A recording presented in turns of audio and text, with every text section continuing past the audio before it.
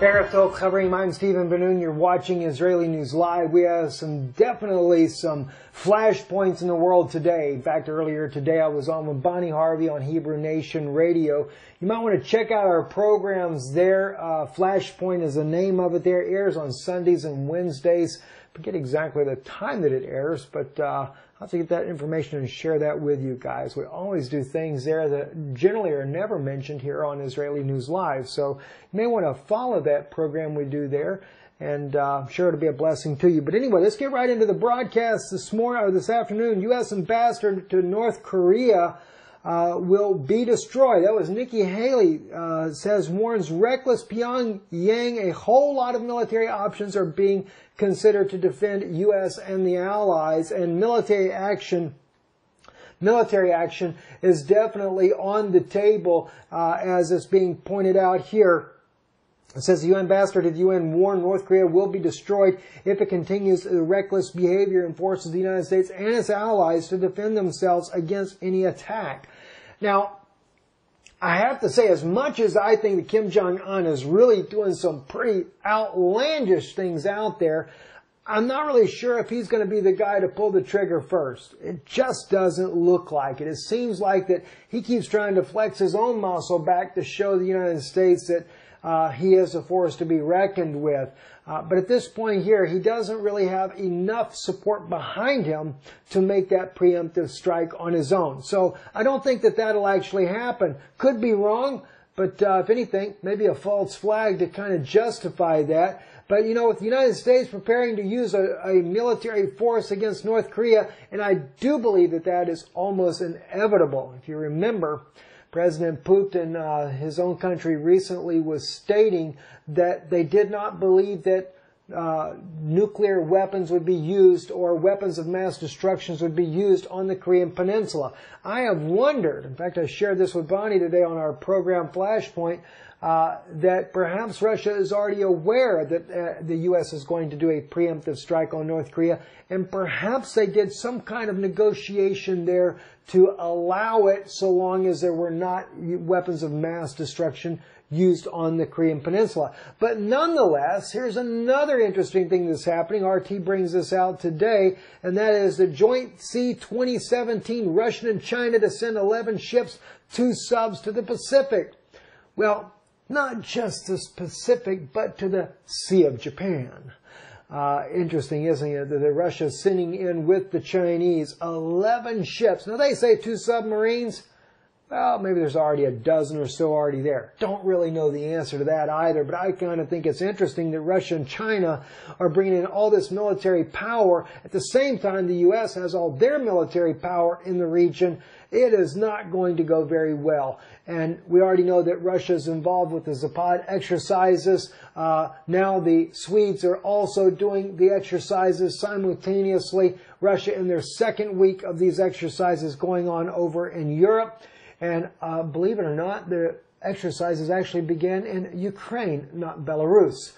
I guess Russia is definitely flexing their own muscle to show that they are the power to be reckoned with in the region. But things get a little bit more tense, and I tell you what, friends, I don't even know what to call this video with all the tense situations that are happening. Pentagon was informed about area of Russia's military op in Deir ez-Zor in advance, according to Moscow. What's going on here? In Deir ez-Zor, we are finding out that the U.S. coalition's trainers, along with some of the Kurds and the Free Syrian Army, got right in the middle of one of those cruise missiles that happened to be flying over from 2 submarines out in the Mediterranean. 7 cruise missiles were launched at the ISIS targets inside of Deir ez-Zor, both eastern and western side of the river. Now, if you remember, U.S. generals were already saying that it was a red line for the Syrian military to cross the Euphrates River at Deir ez-Zor. Now, there was kind of a media blackout on that story as well. We reported it right along with a couple of other news agencies that were showing that the Syrian Arab Army, Bashar al-Assad's forces, had in fact crossed the Euphrates River there in Deir ez-Zor. Russia also in support of that, bombing those sites. Well, the Pentagon now has blamed Russia for attacking the Free Syrian Army as well as some of the coalition trainers.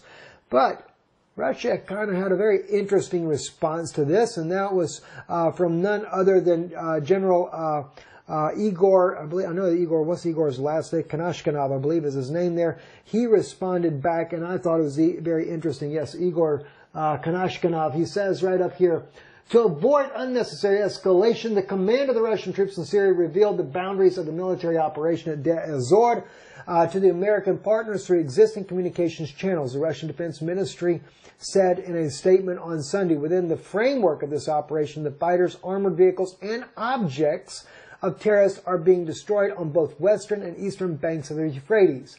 Now, this is what General Igor Kanashkanov said. But then he made this other very bold statement right here. And let me kind of blow that up. I want you guys to really see his statement here, because the U.S. was accusing them of not sharing the information that this was going to happen. So he says here, over the past few days on the eastern bank of the Euphrates, Russian control and reconnaissance facilities have not identified a single combat of Islamic State terrorists within armed representatives of any third force. In other words, no Free Syrian Army, no Kurds, no U.S. coalition, right? Then he says, therefore, only representatives of the international coalition can answer the question as to how opposition members or military advisors of the international coalition managed to get to the ISIS-held areas in the eastern part of Deir ez-Zor without striking a blow. In other words, without being bombed on the way by ISIS, unless perhaps maybe they're working with them. I think that's the point that General Igor Kanashkanov is trying to make right here. The chief of the Russian General Staff, General Valery Gerasimov, has reportedly spent an hour on the phone discussing the matter with the U.S. counterpart, General Joseph Dunford.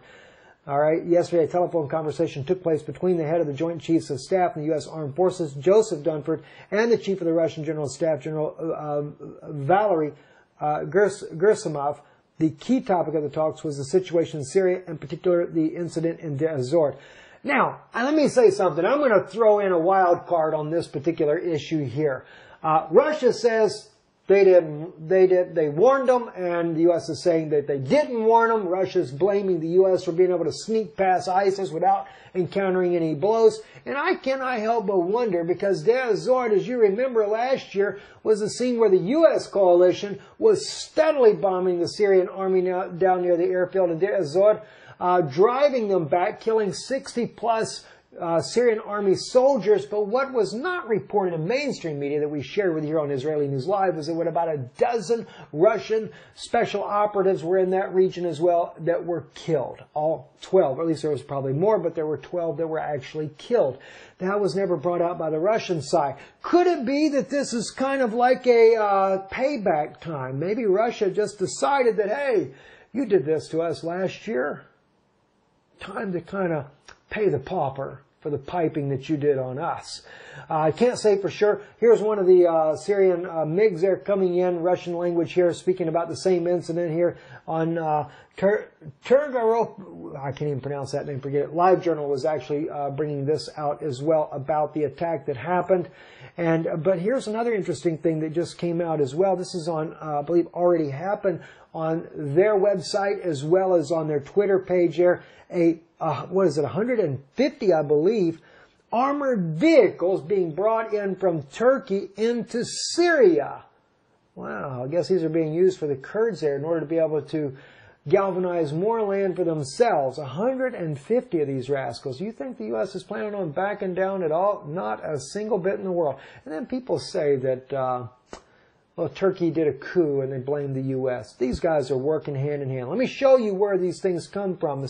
It's this place right here in Turkey here, way up there close to Bulgaria.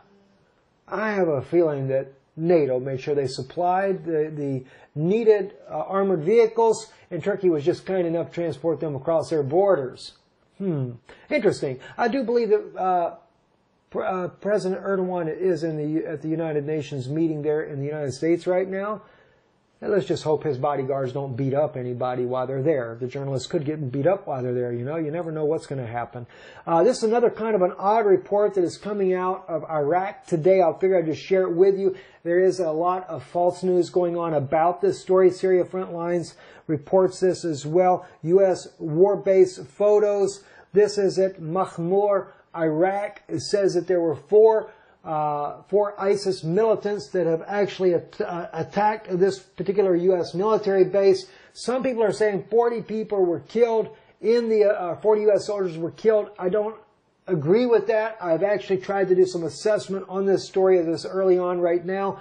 It does appear to be, from some of the original reports coming out, that there could have been U.S. casualties as a result. Several vehicles were blown up, according to the reports coming out of Iraq about this right now, but there is no confirmation that 40 Americans were killed. Speaking about Americans being killed, though, in the situation that happened inside Deir ez-Zor on the eastern side of the river there, they did claim that there were no U.S. coalition forces that were killed in that, according to U.S. official statement on that. And there was no Free Syrian Army, but they were struck by the missiles that were fired by the Russians from the submarines in the Mediterranean Sea. One more thing two more things I want to share with you real quick. Pastor Paul Bagley has just put out a report on a secret deal for peace in Israel. Now, I've shared with you many times this is something that is a done deal. They just have to do something to kind of show face there. As I brought out the other day, we're dealing with a revived Babylonian empire. So according to Brother Begley here, they are being totally, it looks like that the leadership of Israel is being left out of this. Jared Kushner involved in the negotiations with the Saudis, etc. But it's just what Pastor Paul brings out here that I want to share with you in this statement here. Very interesting. Let me kind of blow it up a little bit in what he says here that just makes me think of things that we have shared with you guys so many times before, and I wanted to bring this out to you now. Let's listen in real quick here. The path to peace between Israel and the Palestinians, it's going to go beyond the current leadership. It's going to go beyond Palestinian President Mahmoud Abbas, and it's going to go beyond Prime Minister Benjamin Netanyahu. Now, there's been secret meetings that have been going on for some time now, as Jared Kushner has been working the deal.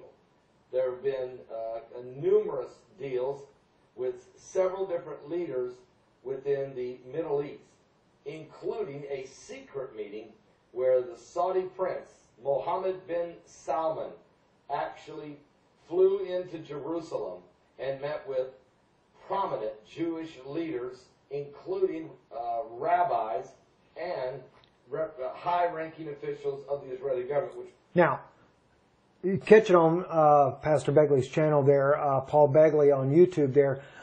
Let me just bring this out, though, about this. If you remember, one of the things we were sharing with you in the video the other day about our stand with Israel and showing you how there is some very crooked people in the Israeli government from the very beginning. And Ben Gurion was no different. He was working very much with the Vatican and allowing them to take Jerusalem as an international city, and that being controlled by the United Nations. According to the late Barry Chamish and Joel Boehnerman, the Vatican will be the one that actually has the ultimate control of Jerusalem, and that under Shimon Peres, that was the whole plan of making sure that Jerusalem goes under international control was once again moving after it collapsed after the 6 Days War. Remember, Jerusalem was never taken in the War of Independence. The right-wing Jewish group, the Irgun, they were going to try to take it. Menachem Begin, our prime minister in the early 1980s, he was a part of that group that wanted to liberate Jerusalem.